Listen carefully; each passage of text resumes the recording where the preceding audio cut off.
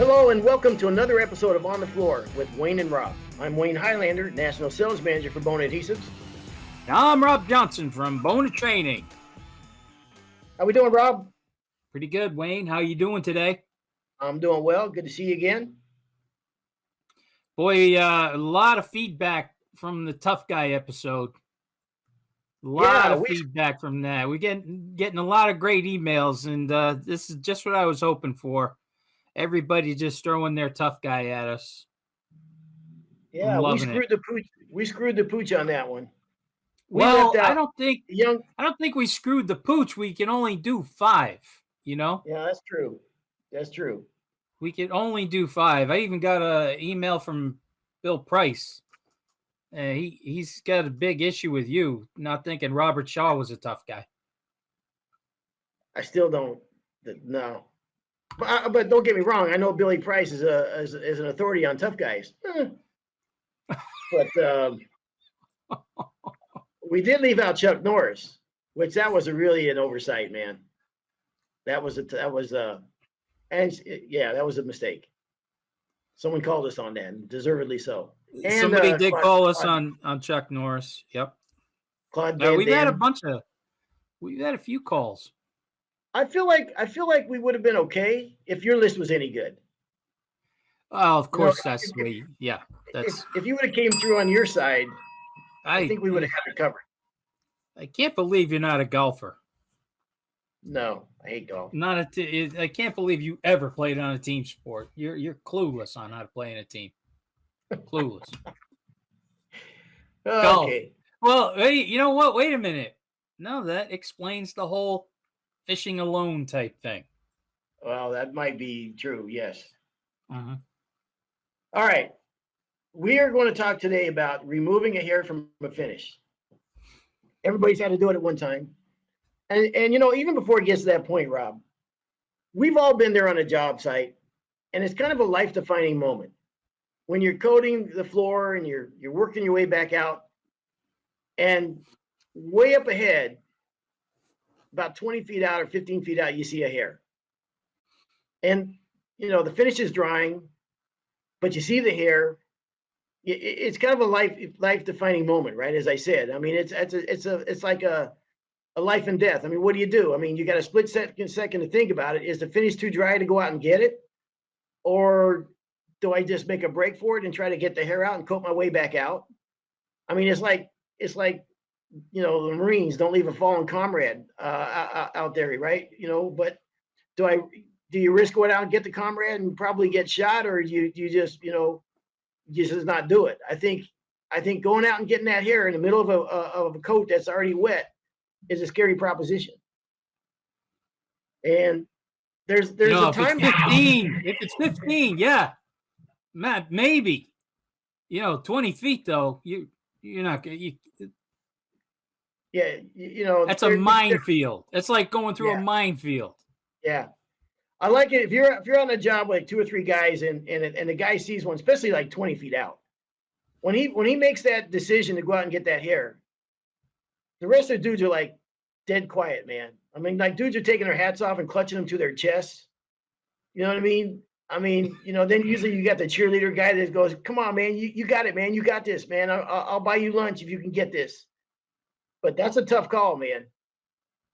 And the dude that gets the hair, like if you're the guy that goes out there and you get the hair successfully and you bring it back, like, that's like a trophy. Like you bring in that little 6-inch hair back, man, that could have cost you from getting that check. I mean, he's the man now. When it comes to the end of the day and when everybody else is cleaning up all the tools, he's sitting on the side of the van with his T-bar clutched in his hand. You know what I mean? And no one bothers him about cleaning up now. You're the guy now. Everybody else will clean up, and no one ever gives you any hassle about it. And I've seen where guys like go to grab, everything else in the truck but the guy's T-bar, and he goes, "Let me get a T-bar for you," and he's still got like a death grip on the T-bar. He won't let it go. You know what I mean? Like the fog of war. Or sometimes you see the floor is already, it's like skinned over. It's hopeless to go after that hair. It's not. It's not where you can coat your way out. It's too late, and yet he goes out after it anyhow, like he's lost his mind. You know what I mean? Where it would have been better to come back tomorrow, but the pressure somehow got to his head, and he goes out there anyhow, and everybody's like, what's he doing? Why'd you do that? You ruined it. You know what I mean? Yeah. I mean, it's just great way to kill a job. So there's a time and a place to remove a hair. Did it happen a lot to you, the hair thing? I remember one hair in particular that I will never forget. There is two instances I'll never forget with debris. Did a job in San Francisco, and at the time I was still a carpenter. I was like wanting to do floors, but I was still a carpenter, and I was, my father-in-law was working for him as a carpenter, and I didn't know if I was going to make the break because I had great benefits in my job, and Judy was going to school, and should I do it? So I was doing it on the weekends just because I loved it more than anything. And I went there to get paid on a Sunday. And I walked in, and I was so proud. The floor looked sensational. I mean, sensational. And the guy was paying me cash, like he was at $100 bills. He was counting them out. And as I looked around, I couldn't believe my eyes, Rob. I seen a hair that was like 8 feet long. I mean, it was coiled up on top of each other, under each other, and I was right in the middle of the living room, and I could not believe I could not believe my eyes. That A, I never saw it, and B, it was just glaring there, staring at me, and while this guy's counting the money, and it was at one of those jobs we always say, no, we don't move furniture back. That's liability insurance, blah blah. We don't move furniture back. And I was like, we're here right now. My brother and I, so if you want us to move furniture back, my brother's looking at me like, what the hell are you doing, man? We don't move furniture. I go, John, we're here. Why don't we just give the guy help move the carpet back, the area rugs and stuff like that? I couldn't get that hair covered up fast enough. And the second one was when he never saw it. No, and the rug went over it. But if he would have saw it at that point, I can't believe the size of that hair, Rob. And another one wasn't a hair, it was one of the worst hair ones I ever had was right here in my own home. No. Oh yeah. Yep. Pauline one day is taking pictures of my feet, and I go, I'm sorry, she was what? She's taking pictures of my feet. I'm watching a game, and she comes out. I'm sitting in my chair. She's taking a picture of my feet. I go, what are you doing? She goes, oh, you're this hot shot floor guy, training people. I'm going to show everybody how bad our floors look. I was like, yeah. All right. Wow. Cobbler's kid, right? Had no shoes. Mm-hmm. So I did my floors. And no floor guy wants to do his own floors. I'm surprised you're doing your own floor. No money in it. Yeah, I did them. They're done. But yeah. No money in it. Not a penny. So a couple weeks go by, maybe a week, I don't know. I come home from work, and she's like, I need to talk to you.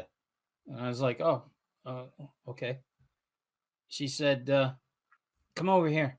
And it was right in doorway of a bedroom or something. She goes, there's a hair. There's a hair right there in the finish.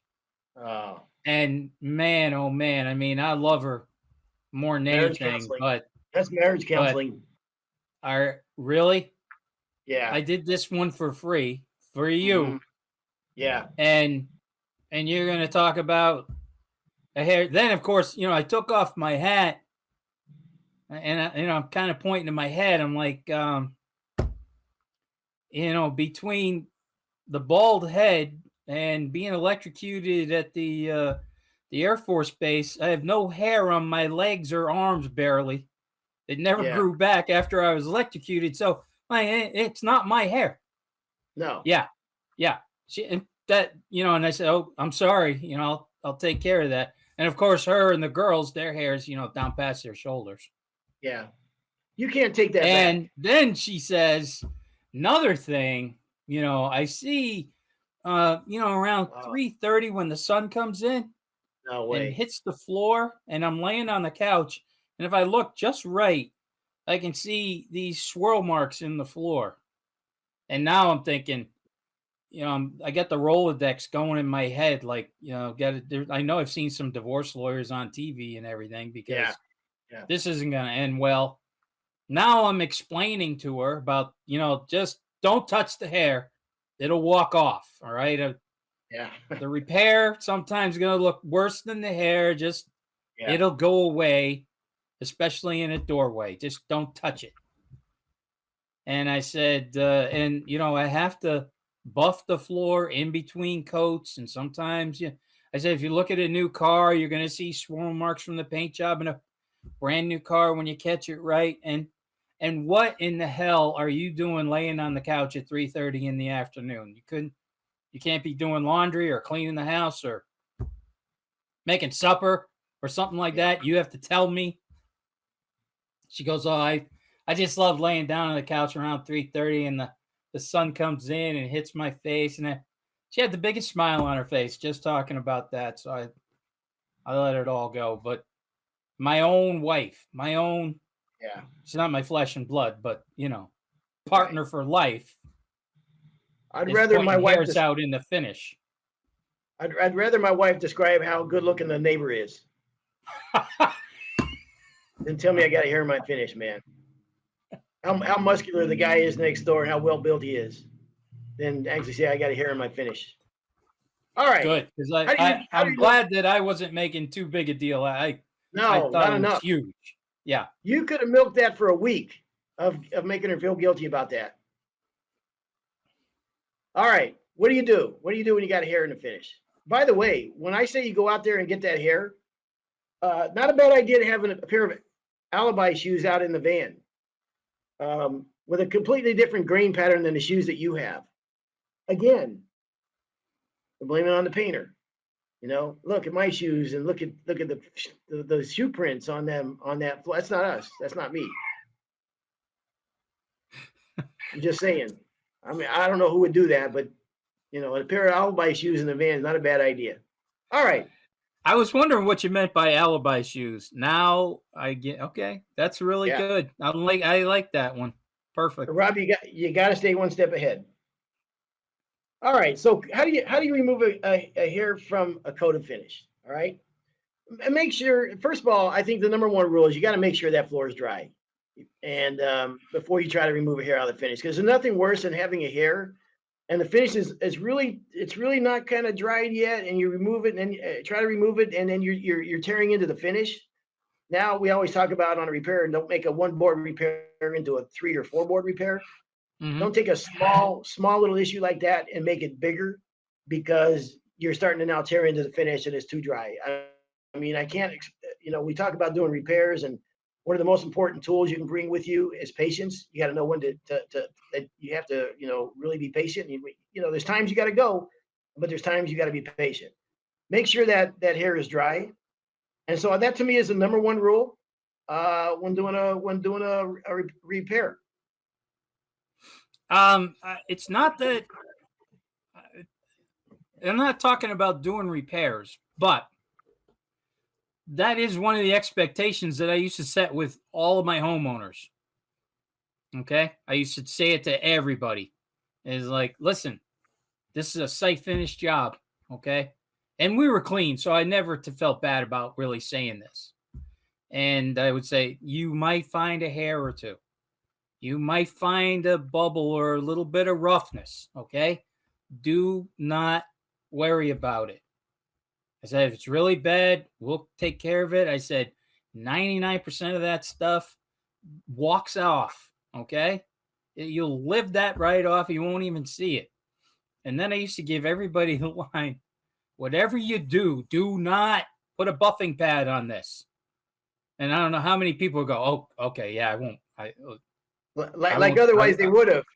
Right, like they would run out and buy a red pad, right? Like, whatever you do, do not put a buffing pad on this. So I had that in their head that the last thing we want to do is put a buffing pad on this thing. Yeah, exactly. All of that will walk off. Yeah. We may or may not take food out of the pantry, setting the expectations. Did you add that one to the list? All right. What would be give me the number 2? You want me to read down the list? You want to read down the list or what? Oh, now is a good time to have that repair kit we spoke about. Yep. You got to break it out. The moving blanket. You got to have that repair kit, because now everything, it just makes your life so much easier not to have to go digging around for everything. I think it's all ready to go. The finish repair kit, we had talked about that in the last show. The moving blanket, finish repair kit, grab it, and is that going to ever make your life easier? Yeah, and before I even get down on the floor to feel the hair and the finish, Rob, what I like to do is stand back and look at it from several different angles. If the homeowner is there talking to me about the hair, I'll circle the hair, look at it from all different angles. And then I'll get down on one knee and I'll feel it with one hand. While I'm staring in their general direction, I'll close my eyes. And I'll say, you know what, this is actually great news. It's a stage 1 hair, as if there was such a thing as a stage 1. It's not penetrated into the last coat. You see, that's right up there with my, hey, whatever you do not buff this thing. Right? Yes. Yeah. It's right up there with that. Yeah. My uncle was the best in the world at this. If the homeowner said, you know what, the floor looks a little too shiny to me, he go, I'm so glad to hear you say that, because it's going to tone down. We couldn't stop it if we wanted to. And when I was an apprentice, I looked at it like, damn, oh, that's cool, and not knowing that, maybe not. Or if they go, you know what, I was hoping it was going to be shinier. I was hoping you'd say that, because when you start walking this finish and sheening it up, you're going to be in great shape. And anyhow, I had to relearn the trade, let's just say, in some aspects. But anyhow, listen, we need to get guys sending in their little stories that they tell people, because I've heard a bunch at the schools, and what a customer will ask, well, what are those holes? And those are powder puff beetle holes. Or this one guy was going off. He had no idea what he was talking about. He didn't fill the holes, but he was calling them powder puff beetles, and you're infested with them. I'm not your issue here. You need to call an exterminator. And this guy, the funny part was he was almost believing in himself, Yeah. And we got to do a podcast just on floor guy stories. Share your stories that you tell the homeowner. But your red buffing pad story. Yeah. I mean, obviously the goal is to kill it, to do a great job and make sure you do everything, and knock it out of the park. But you're going to have an issue once in a while, and a hair in the finish is one that can be taken care of pretty easily, or it can make things a little bit bigger than they need to be. So I was a big one, even with Pauline. My big one was it will walk off, and it got to a point where I truly believe that hairs will walk off of the floor. Absolutely. Well, there's no question in time. So if you look at a floor a year down the road after there's a hair in the finish or something like that, and truthfully, I mean, usually, things change. And here's the other thing too. Life moves on. Things change. Maybe the sheen tones down a little bit. Now you've got the drapes and taking up some of that sheen on the floor. You've got the furniture in there and all these different things. And it truly is, by the time a year down the road, usually, unless it's something glaring, no pun intended, they dissipate somewhat, for sure. All right. The scary part though about nowadays, what guys are going through? I think some guys, you and I have been out of the real game for a while. And no matter what you say, somebody's going to Google that. Yeah. You know what I mean? Everybody's I talk to these homeowners online, man. I mean, on the tech line, and they're quite insane. I used to have a cousin that looked like a professional baseball player. I mean, like a guy who was a professional baseball player. I don't know the guy's name. I'm not a big into baseball, but like we go to different ballparks watching it, and he would tell people that he was that guy, and people would believe him. And it was funny as hell because he just looked the part, man, and he knew baseball like nobody knew baseball. And it was always cracked me up, always listening to him. But you can't do that nowadays because everybody goes, they Google it and no, it's not you, man. It's so funny you said that. I said that to my brother one day. I go, look, I want to bring you to a baseball card show, and we're going to charge for Kent Herbeck autographs, and you're going to be Kent Herbeck. Yeah. I said, you look exactly like Kent Herbeck. It's amazing. And he really does. And it's funny you said that, because I said to him, we can make a fortune. Kent Herbeck is way over in Minnesota. We're here in New York. Who's going to know? $20 a pop. Hey, everybody, meet Kent Herbeck, the big home run hitter, right? Yeah, he's a little older. Well, he wouldn't go for it. He could have made it for Kent Herbeck.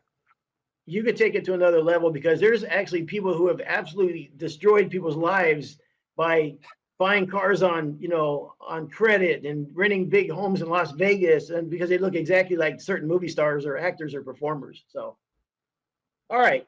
So, Rob, we got the movie blanket out. I'll tell you what, another crazy one that we have it at all the schools. Actually, we give them away at some of the schools if we have enough of them. Is a nib file. Yeah. I wish I had a nib file when I was a contractor. I knew about them.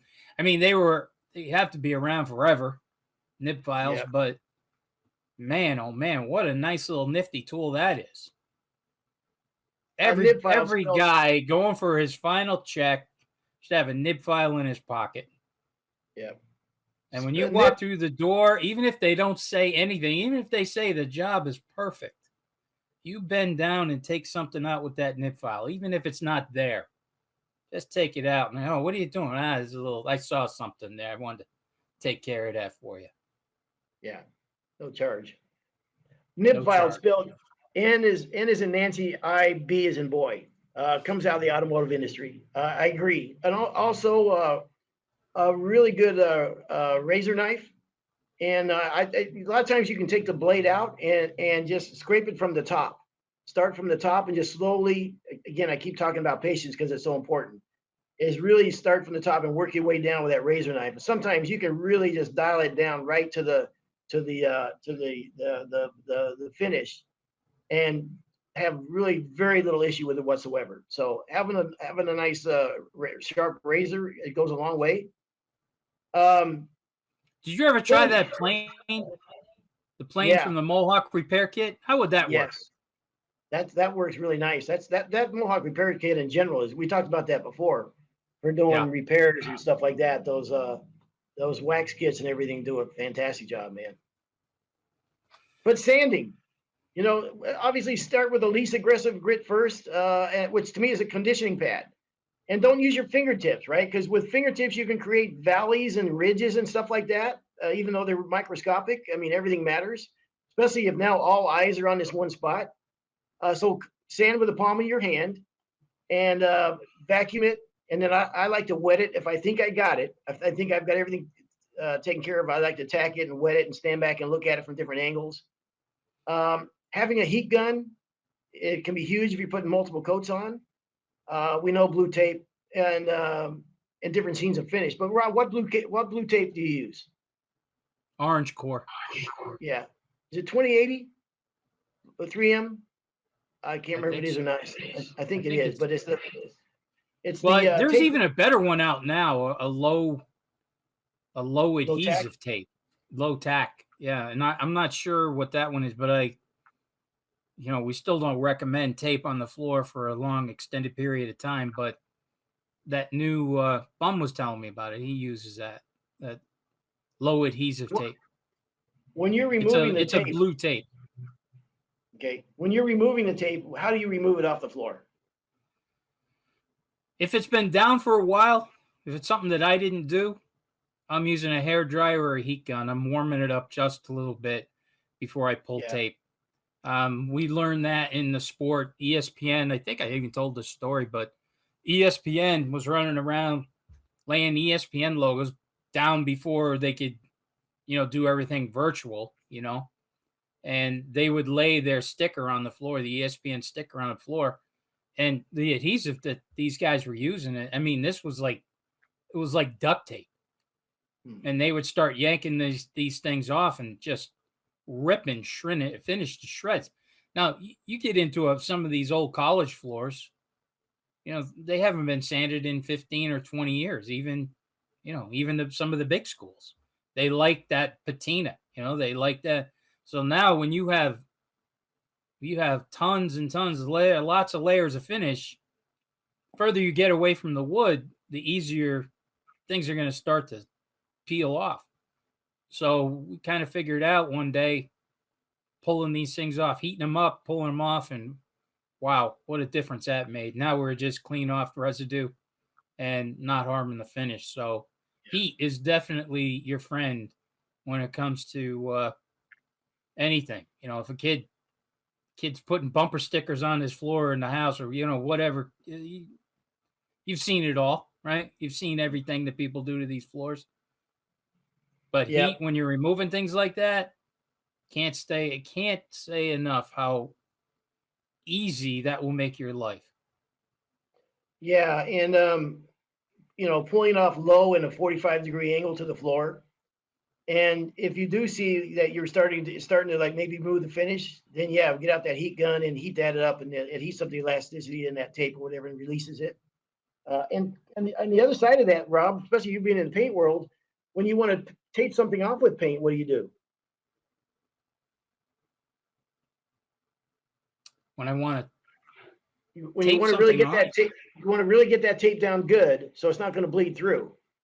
Is there any tips or ticks or tricks that you use for that? sometimes the bleed through is from the sand job. We've seen that where they skip grits, and no matter how smooth you make it, the contours of the finish sometimes will follow that with some Yep. of the paints and bleeding. But to really the whole trick with that is to get it down as clean as possible. Smooth the floor off.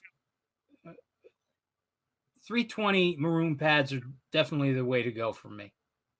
They're Okay. just put such a nice fine, but you get lots of scratches, not the Yep. depth of the scratch, but how many scratches we're putting in the floor.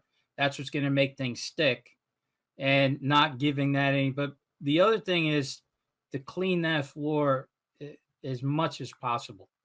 Another thing that we found, I mean, no, this isn't talking about, but since we're talking about getting the tape down but you were talking about doing border work with just the stain Mhm. and water popping. Yep. Yep. We found a great trick for that. People are always afraid, oh, if I do that, that water's going to bleed under the tape and everything's going to look terrible when you're doing that border. But we found if you get that floor really smooth, really clean, and lay that tape, add a little piece of paper behind the tape, and everything you do, whether you're staining or water popping, you pull off of the paper onto the floor. Never floor to tape, Yep. always off of the paper, off of and onto the floor from that. And you will have the most crisp lines you've ever seen in your life for Yep. stain and water popping. Another thing you can do too, Rob, is you can take a spoon and really heat that tape up when you're putting it down, or use your thumb and just really rub that really hard, and get that as heated up when you're laying the tape down, and it'll leave you a nice, real crisp line as well. And you'll get a lot less bleed through by doing that. I learned that in NWFA expert school. We did a lot of fancy layout and stuff like that with different designs and stuff. Works really well. All right, Rob. So what? So I talked about uh, nib file, sanding the floor, a heat gun, blue tape, and different scenes of finish. Even if you know what finish it was down there before, and it may have been a satin or semi or whatever, I still like to have every sheen with me that I can, just in case I need to sheen it up a little bit or sheen it back down a little bit.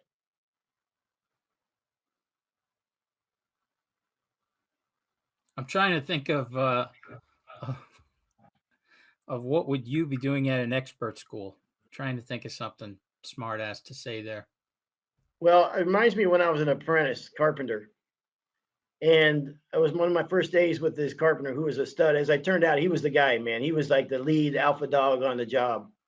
And I was starting out, and I just had my tools, and I was anxious, to prove my worth and what have you. And I said, Dylan, what do you want me to do? He goes, listen, kid, every once in a while, I'm going to have you pull the shorts out of my ass. Other than that, just stay out of my way. So, Yeah. You attended the expert school. Were you delivering wood or? yeah, pretty much. Yeah. I was delivering Yeah. wood. Yeah, I was delivering wood on the floor. You were delivering the wood, right? Yeah, that's right.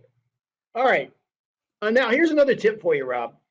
If the homeowner's there and you're starting to, you're starting to do the repair, now's the time to tell like some random tragic story about death and mortality and sickness and other worldly problems. You just want to kind of float it out there that, it's not the end of the world here, right? It's just you're kind of setting the stage. We talk about that. If it doesn't match exactly perfectly, it's like you can point out their kid has flaws, right? But you love the kid. You know what I mean? Look, is that your kid there? He's a little bit goofy looking, but you love him. So I mean, not everything. You just kind of set the stage a little bit. You know, it may not be exactly perfect. This is so good. When water-based finish first came out, the first time that I ever saw water-based finish was 1978. They made water-based finish. We used to use 2 coats of lacquer approach finish on the approaches in a bowling alley, but they put something in it to make it kind of slippery, right? When you're delivering the ball, you do that final slide, right? Well, nobody had ever seen water-based finish before, ever. I mean, this was it. This was the very first. Well, as soon as we were done, it was maple. As soon as we're done, we're feeling the floor like this is the roughest floor I've ever felt in my life. You got to remember, this was a 78. We were finishing everything with grit screens, right? So it was an 80 grit screen finish. Put water base on that. You could not imagine how rough this floor was. And the sales guy said to us, look, whatever you do, and I swear to you, he said this to me, he goes, whatever you do, don't buff it. It'll make it way too slippery. Just leave it alone.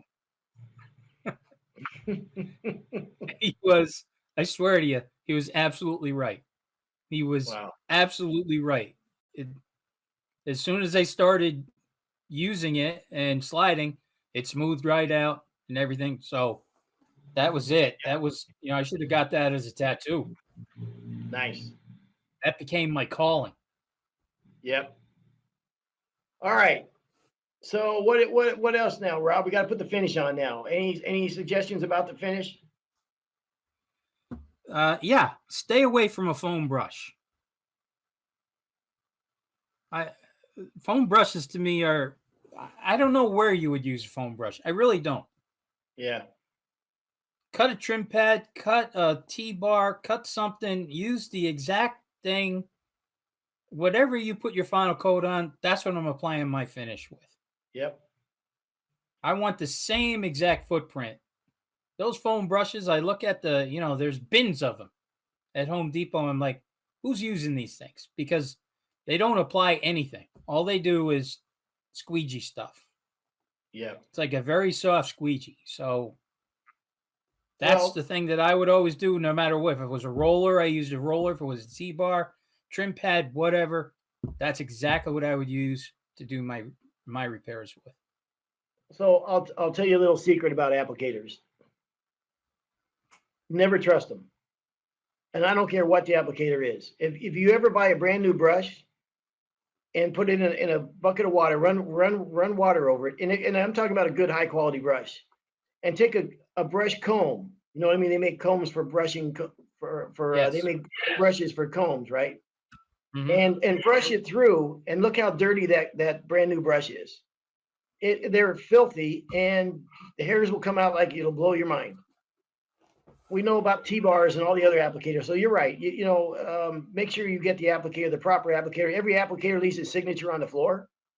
So, matching the applicator to the job, if you can. You may not know which one it is, whoever did the work before. But if you can at all, make sure you do that as well. Yep. And then you want to start in the middle and fan yourself out in both directions, right? Unless there's more.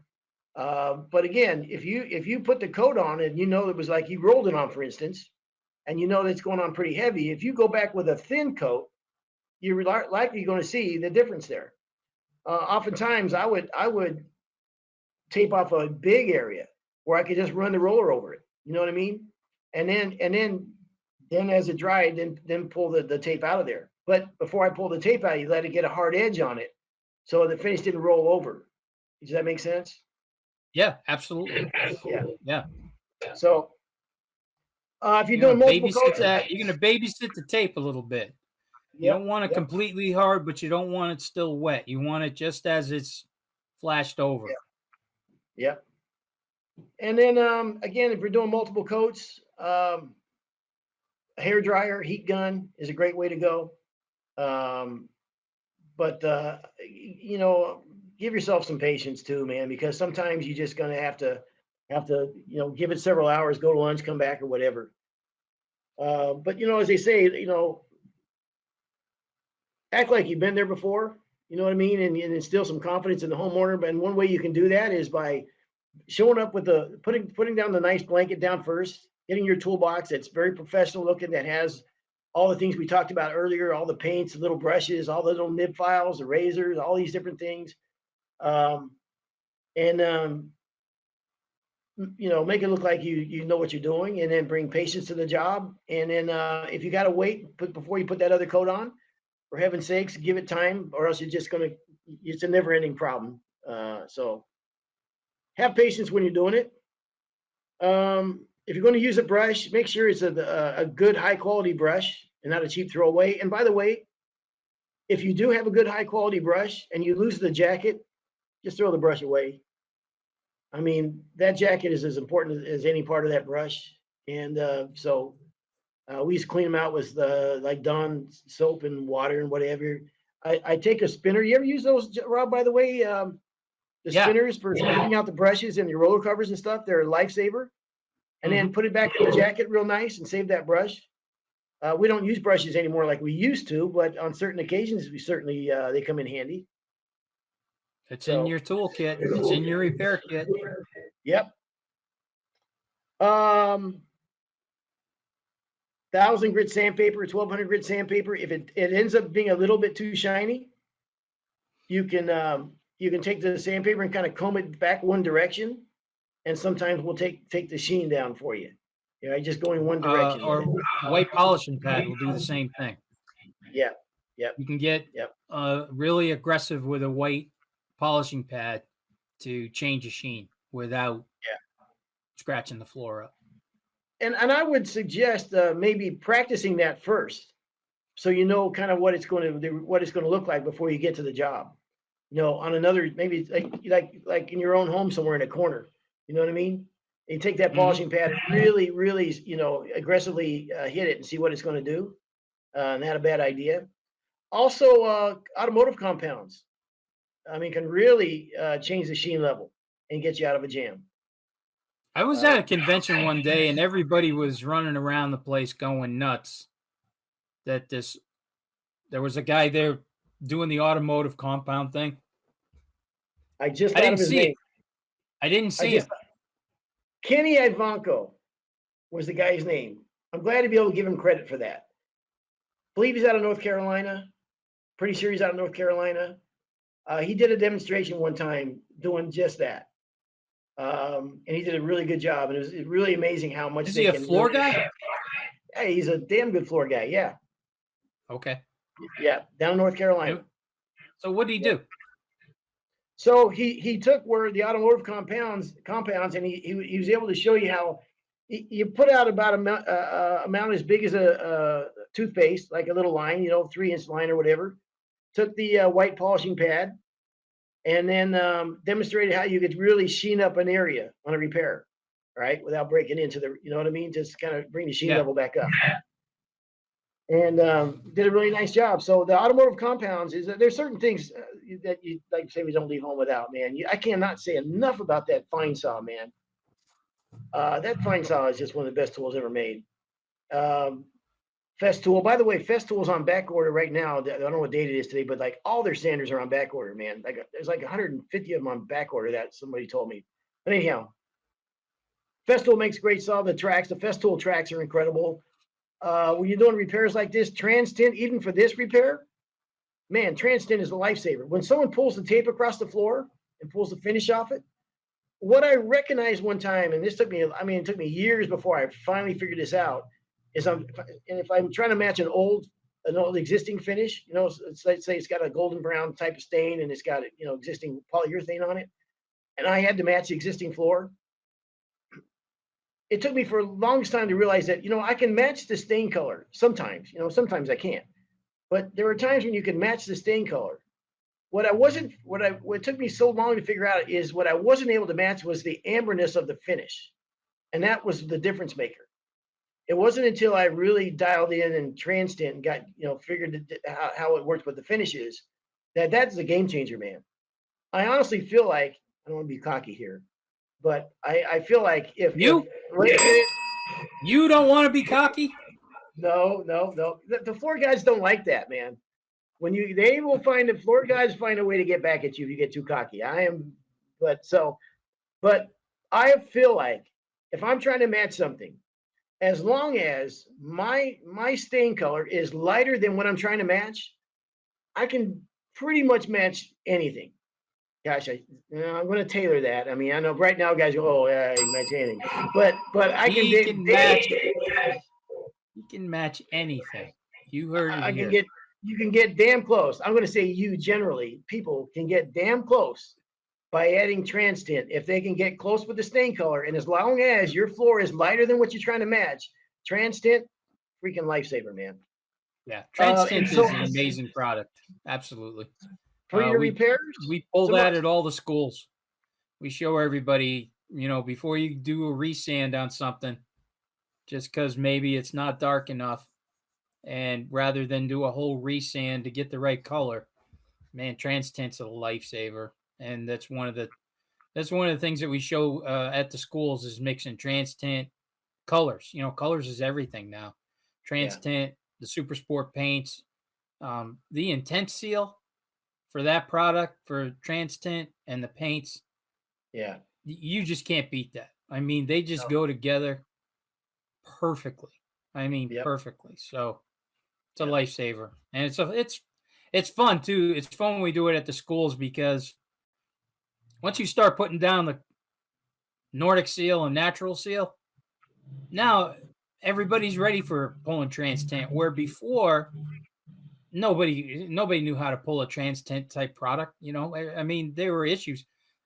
The other thing you got to watch about TransTint, man, you spill a quart of that, and I think that's what they used to color the river in Chicago green, is TransTint. A couple quarts, that's about it. That stuff only takes 2 ounces. Yeah. So we should say while we're at this then that we don't want to be cavalier about this, because TransTint can be difficult to work with. Just a few drops per gallon makes a dramatic difference. You don't ever want to spill it on anything, because God help you getting it back off.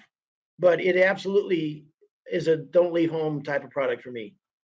And for doing small repairs like this, Intense Seal is just an amazing combination. All right. Did we leave anything out? I think not. No, I think we're at 45 minutes. Yeah. Okay. So pulling hair out of a finish. I think only 2 floor guys can talk about pulling a hair out of the finish for 45 minutes. Yes. I wanted to get into even pouring the finish from the bucket to the floor, but that's another topic. Okay, Rob. Thanks, man. I appreciate it. This has been another episode of On the Floor with Wayne and Rob.